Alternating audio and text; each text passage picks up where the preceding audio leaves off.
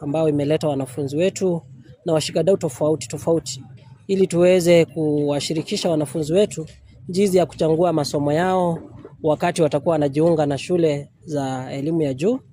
Katika siku ya leo tumeweza kuwa na usaidizi kutoka KUPS na HEB ambao tunajua ndo wanatusaidia sana katika kuelekeza watoto wetu katika kuchagua masomo ambayo ataenda kusoma katika vyuo za juu, na wametusaidia sana, wakasaidia wanafunzi wetu kufanya maamuzi ambayo ni maamuzi yatakayowasaidia.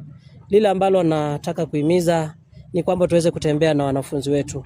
Tumeweza kutazama kama jimbo kwa siku ambazo zimepita, wanafunzi wengi hawafanyi maamuzi ambayo ni ya hakika.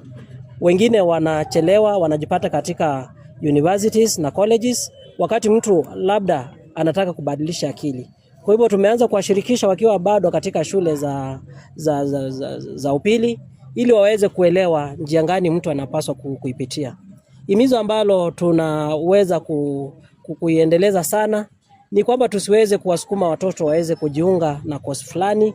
Tuwaongeleshe na tuone kile ambacho wanapaswa kufanya. Tuangalie kwanza elimu ambao wanapata, tuangalie mapenzi yao, tuweze kuwaongelesha.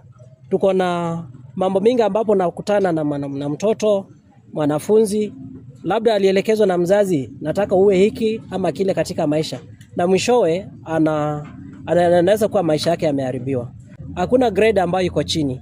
Mtu ambaye ako na grade ya A mpaka grade E anaweza fanya course,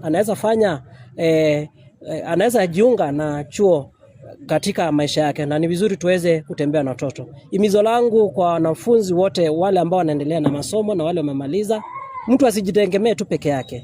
Tuweze kuuliza mawaidha. Tunao walimu ambao wako karibu na sisi, tuwaulize na tuwazungumzie yale ambao tunahitaji kufanya katika maisha ili tuweze kuelekezwa.